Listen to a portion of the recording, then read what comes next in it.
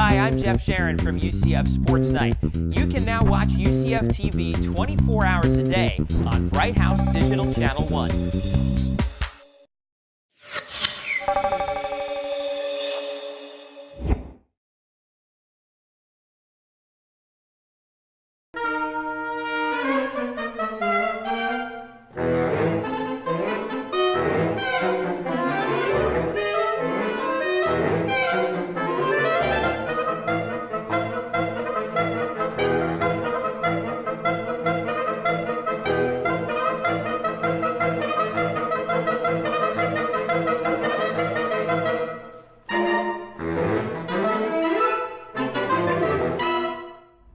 Hello everyone, I'm Charna Davis-Weesey and welcome to UCF Expressions. Some of my favorite shows are the ones where old friends can come and visit, and today's is one that we mention over and over and over again because Stella Sung has so much amazing involvement with the arts in this community and all over the country as well. So we're going to talk to Stella about her latest projects.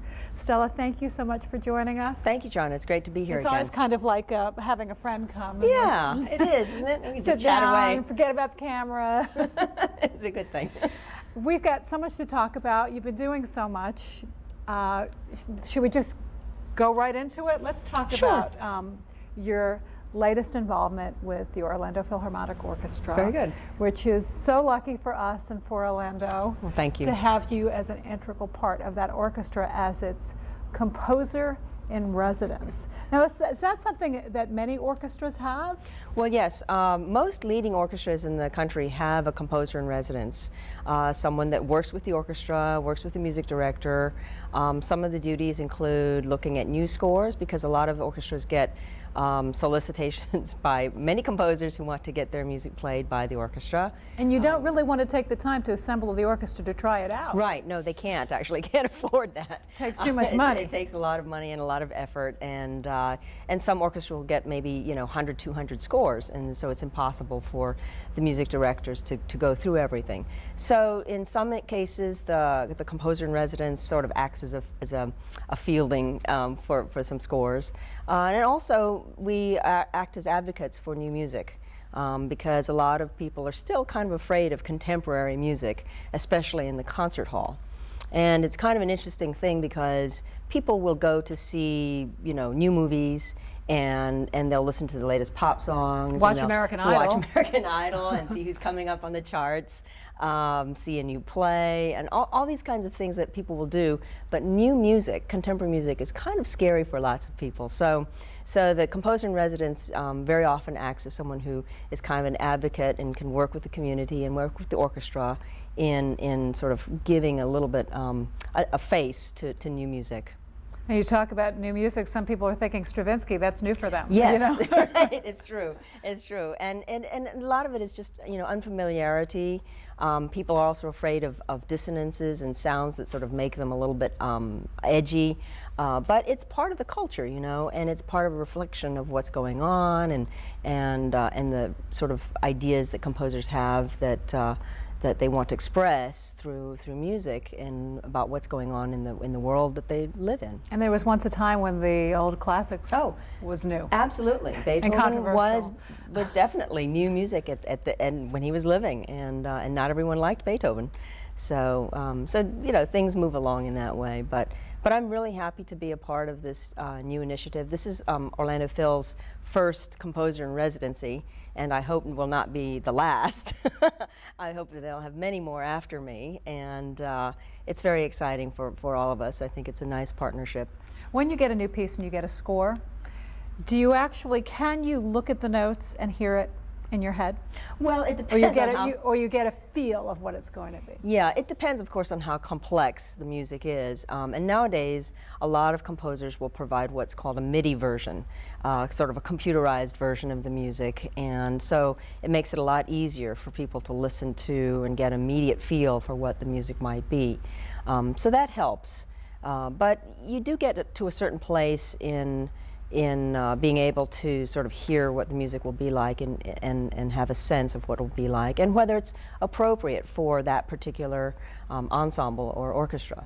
With a background in music, it always amazed me to the people who took it to way higher levels than I ever did, where the music comes from for a composer.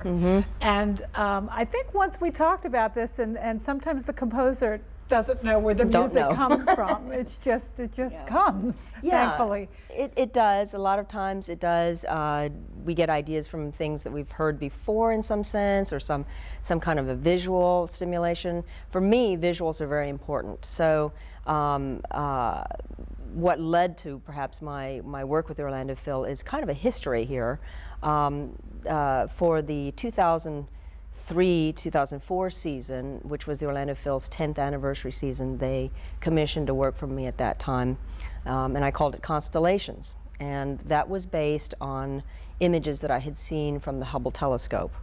They had just come out, the Hubble had just come out with a whole new series of new images that were just so amazing, and they were just amazing. So that was kind of the inspiration for that piece, and we had a multimedia component where we had visuals set to the music, and the audience was in total darkness, and we had the Hubble telescope images coming out at them, and on this big, huge, big screen.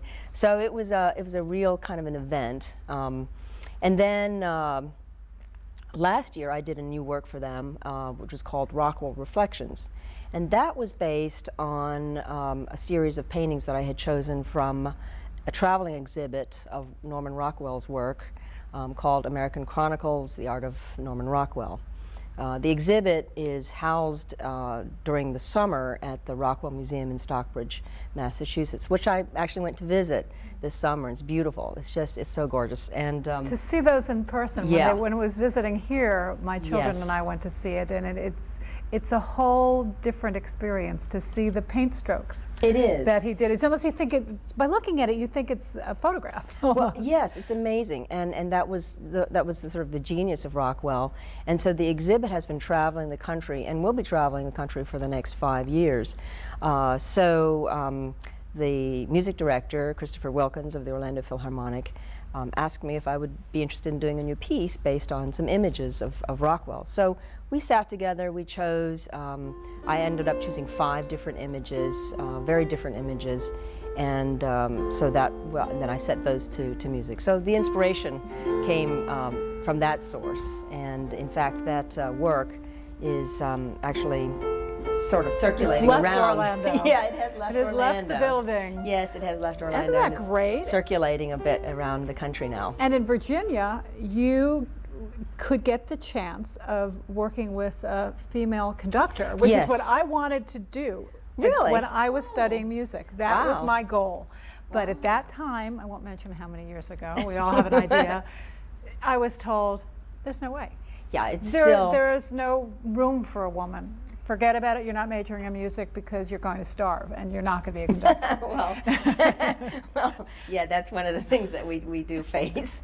That was my family's take on it. Well, it is a very difficult field for females. The world of conducting is still largely male-dominated, and that's just kind of the orchestra tradition. Maestra Joanne Falletta is the conductor for the Virginia Symphony Orchestra and also the Buffalo Symphony. She has had an amazingly successful career, and my work was done with the Virginia Symphony Orchestra in Norfolk, and set to visuals and set in their Chrysler Hall. And the museum also has the exhibit there. It's amazing because it comes full circle. You were inspired by pictures, yet there's a group of students doing an animated version of your being inspired by your music for Atlas Revenge. Yes. Well, this was a thrill for me, too. I wrote a work called Atlas's Revenge. It's a fast-paced, 4-minute work, and I didn't really have any particular visual at the time. I was just sort of writing the piece, and I wrote it for a youth group in Alabama, youth orchestra that I work with regularly, actually, in Alabama. And a couple of years ago, one of our animation professors, James Story, heard the music, and he said, "Oh, I want to set that to an animation." And I said, "Okay," not really knowing what that What really that entailed. Because nobody knew what it meant at that point. Yeah. I mean, it's all in the imagination, and that's what's so wonderful about animation. I've been working with the animation students for the past couple of years on and off, and with my students who are working with them, and it's a fascinating process. Animation in music works in a different way than film in music, narrative film. Animation, they actually animate to the music, so that's why it's really nice for these students to have a piece already there, and then they can put in the little action and the drawings and things, to work with the music. So they've decided to set Atlas's Revenge, and it's a delightful story about a little fish who has his world sort of disturbed by a mechanical cleaning suckerfish, and it's just so creative. I mean, the students have just done a marvelous job. I bet you never in a jillion years, years thought, this is going to be a story about a fish whose whole life is being threatened. But it's so interesting, because when they first showed me the drawings and were sort of, as they call it, pitching the story, to me, I just sat there in awe, because I could not believe that they had come up with this idea, and it works. It really works. Sometimes I wonder if people who are really artistic take the time to look at things and rather just see them and go on, take the time to get inspiration from them. Because that whenever I talk to a really creative person who has made creativity their lives, they always talk about inspiration. Well, I think inspiration comes in many different ways. I mean, lots of people think, oh, it just comes from, from lightning bolt or something. And sometimes in a way it does. There have been times where I just sort of woke up in the middle of the night or early morning and said, oh, okay, I think this idea will work. Got it. Yeah, I got it. Or I'm trying to figure out a problem, and then I figure out how to solve that problem, musical problem. But more often than not, and I tell my students this, inspiration comes by working, by doing the work, by practicing what we call the craft, doing it daily, thinking about music, thinking about how it affects you, how it affects people around you, and you just kind of keep at it, and somewhere along the line you pick up a little thread, and that becomes the inspiration. There's that old saying, to whom much is given, much is required or Yes. expected, and everybody seems to take that as meaning monetary or money or rich folk. And I try so hard, and we'll find out in the future if it works, to tell my kids that you're given this gift, so it's up to you to work with it.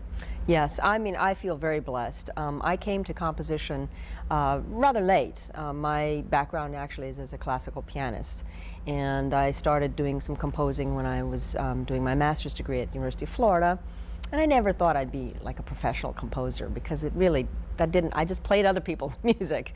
And then as things happen in life, it just seemed more and more what I was meant to do, to be this composer type of person. And I never thought about like how much money I would make or not make, as you it loved were. it. Yeah, I mean, it just has become such a part of me, or has always been a part of me, that I think it's just, you just do it. And I tell my students this is the same thing too. If you really love it, you have to answer that call, because it is a gift. I think also too, when you even when you love it, even when you're hysterically talented, even when you've got everything there, sometimes it's not always easy. It's I'm sure very there's difficult. sometimes you're staring. I think I've told you this before, that as a writer, I always have this sign above my desk that says there's nothing like a blank piece of paper to tell a writer it's time to clean the refrigerator. Yeah, that's good. Well, it's true. There is a lot of hard work. There's a lot of Sometimes it just isn't frustration. coming there. Yeah. One of the Rockwell pieces that I set, the very first piece, is called Artist Facing a Blank Canvas. And it's a young man, and you see just the back of his head, and he's kind of scratching his head, and you see a blank canvas, and you see on the side there's a little calendar date, and you see a little horseshoe that's hanging on his easel, sort of hoping that it'll bring him luck and inspiration. And that's sometimes what it is. You just sit there and you just kind of, think something had better show up. Yep. And even Rockwell had that. He had to Absolutely. have dates from his clients, That's and he right. had to have it done. And Absolutely. Yep. so we all experience it. And right now we're going to experience waiting for Stella to come back. We'll be right back.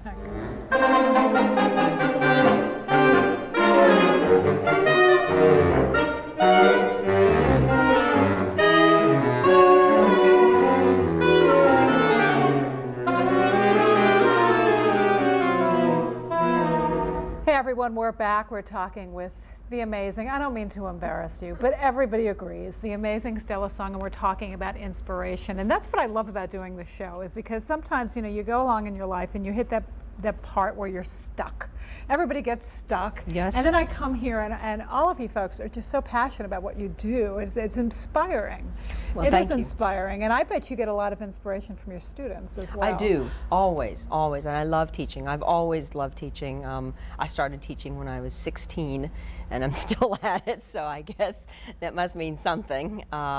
It's a thrill when you see that you can impact someone's life in a really good, positive way, and then they can go out and do what they, you know, want to do and are called to do. And open up the door for them to see, you know what? I didn't know this path would take me here. Exactly. Just go through the door Exactly. and trust it and see where it takes you. Yep, yep. It's a great thing. It's a wonderful thing to be able to sort of help people along, and you know, teaching is also a gift. I look at it, and I'm very fortunate to be here at UCF. Not everybody does it well. Well, I don't know if I do. You'll have to. I really ask my students about that. But you know, I've been here at UCF. UCF has been my academic home for 22 years, and I've stayed here because I always see there's so much potential and so many good things that are happening here. So I'm very pleased to be a part of the faculty.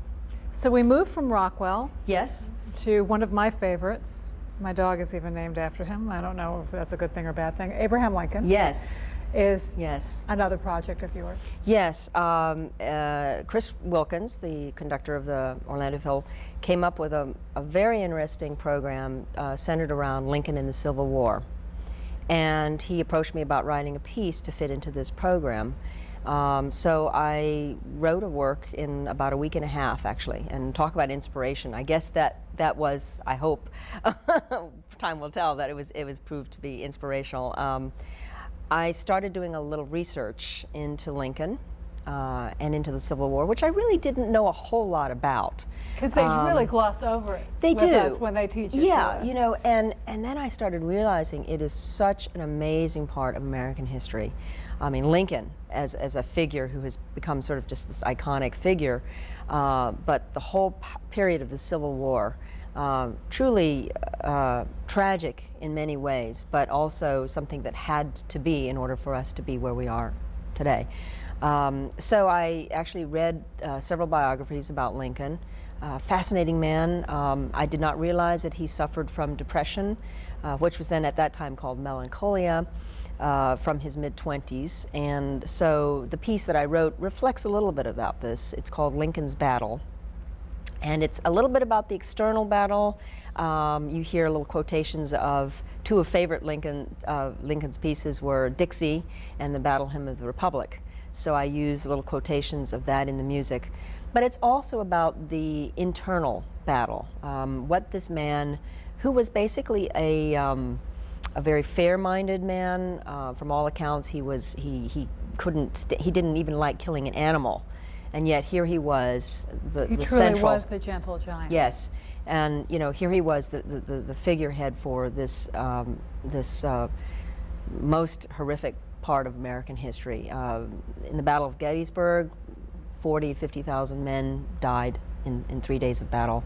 I mean, that's amazing. Members of the same family. People, yeah, and so it's just such a horrific, you know, kind of events that took place in that period of time.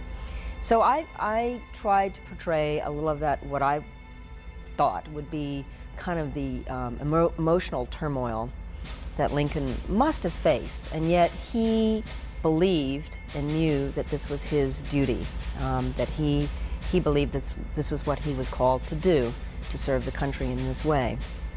So it was really a faith kind of thing for him, knowing that he had to take the stances to liberate. And it's just amazing. So my work is about a 9-minute work, and it's a pretty dark piece. At the very end, just describe it a little bit, at the very end I have the strings just holding sort of a dissonant kind of a chord very quietly, and sort of unexpectedly you hear taps being played at the very end. Taps was used by both the Confederates and the Union, and so it's sort of representational of both sides, and of course we still use it today to commemorate the fallen. I don't think many people really stop to take that time that you did to think of our leaders as human beings with emotions who, more likely than not, want to do the best they can and really mean well. That's true. That's true. I think we tend to look at our leaders as, you know, perfect, or try to be perfect. Or doing it for only political reasons. Yes, or, yes. Right. Yeah, and, you know, because we want them to be we leaders. We want them to be perfect. Yes. Right. But Lincoln had, you know, many sides to him, and I just felt I needed to express what I thought would come across in a musical way, and so this work is sort of reflective of that. And it's with photographs? Yes, well, and narration? Yes, well, the concerts that Wilkins has set up, and he actually is conductor of the Akron Symphony as well. So he has 2 orchestras that he works with, as does Maestro Folletta, the conductor we talked about earlier. And for the programs, Maestro Wilkins invited a guy named James Westwater. And he does a very interesting thing. He's actually worked with many, many orchestras across the country. He does what he calls photo choreography. It's amazing to see. He brings his own equipment. He sets up the hall with panoramic screens. And he has timed his photographs, or in this case he actually took stock photos from the Civil War, and he has them coming in at various different times across the screens as the music is playing. So you get sometimes the unfolding of all 3 panels of one particular, let's say, battle scene, in which you'll see there's a couple of where the battlefield is shown, and you'll see one part unfolding, then another one, and then another one, so you get that panoramic feel. Or sometimes he'll take just the right screen or the left screen, and so the audience is really drawn into a multimedia, visual, oral kind of experience. And I think that's actually really the wave of the future for many, many concert halls, orchestras. In fact, I've sort of carved a little niche for myself with that, in that much of my music has been set to these kind of multimedia things. And we look forward to future projects. As composer in residence, we've actually talked about projects for the next 3 years. Oh, that's good to hear. Yeah. Well, orchestras have to plan actually quite a bit ahead of time, not only for budget reasons, but if they need to invite guest artists, they have to book people, and you know, so we've got projects coming up for the next 3 years, some very exciting things that we think will interest our audiences and give them a different feel for what the concert hall can be like, and can bring music into their world. It almost feels like you're drawing them into the middle of a documentary. Yeah, in a way. Because when we would edit to film or to video, we'd edit to the music to it, and they're actually surrounded by it. Yes, it is. I mean, again, it's that sort of multimedia, and film is very much that way. You know, film depends on many elements to bring it all together: actors, music, sound, all those visuals, everything that is involved, set design. And you know, one of our projects for the upcoming next couple of years will be a sort of featuring lighting design. And what I'd like to do is feature lighting design in the auditorium, so that the audience is kind of bathed in light. I don't know. I guess it's complete immersion in the experience. Complete immersion. Yeah. So a lot of times people say, "Oh, technology has taken the art away," but it's actually given you more avenues to be artistic. For me, it has actually. Yes. I mean, you know, everyone works in different sort of genres and styles and feel. I have always sort of liked techno things. I'm fascinated by them. I'm not very good at using them, but I enjoy, you know, trying my hand at it. And I've discovered that a lot of my work has somehow there's a nice marriage between traditional approaches and the technological I bet your students approaches. just absolutely love it, because I don't think they probably don't remember a time when this wasn't available. That's right. That's right. Well, you know, my students actually are the ones who sort of pushed me into that techno, because when I first started as a composer, and I tell my students this, they have no idea the backbreaking work that went into it. We used to write our scores with ink, pen and ink. On those what was big called, pieces of paper. Yes, it was called vellum paper, and it was kind of a translucent paper. And if you made a mistake, Very easy to smudge. you had yes. I tell I've done yes, it. exactly. And you had to cut it out with a little X-Acto knife if you made a mistake, or God forbid you counted the wrong measures and you did a whole page that was messed up. Then you'd have to go back and do it all by hand. I remember when I first did my first orchestral work as a master's thesis, I had pages of music spread all over the dining and living room floors, and my parents couldn't walk in there. You know. So nowadays it's all by computer, and I use it too. I would never go back to those backbreaking days, although I will say this, there's something very unique about a composer's manuscript. If we look at scores from Beethoven or Mozart or Bach or any of the great composers, everyone's handwriting, manuscript, or what we call calligraphy, is different, and you see the personality. It's like everybody's signature, you know. Nobody signs the same way, and so we've lost a little of that, that sort of flavor of individuality just in the transference of the scores. But you know, honestly, nobody would want to go back to those backbreaking days, because it's very time consuming to handwrite a score. And then if you make changes, you know, you have to really work on making changes by hand again. And now it's just cut and paste, and I can do, you know, changes instantaneously. And save it in case you want it back again. Save it, yeah, No print it out. X-Acto knives. No X-Acto knives.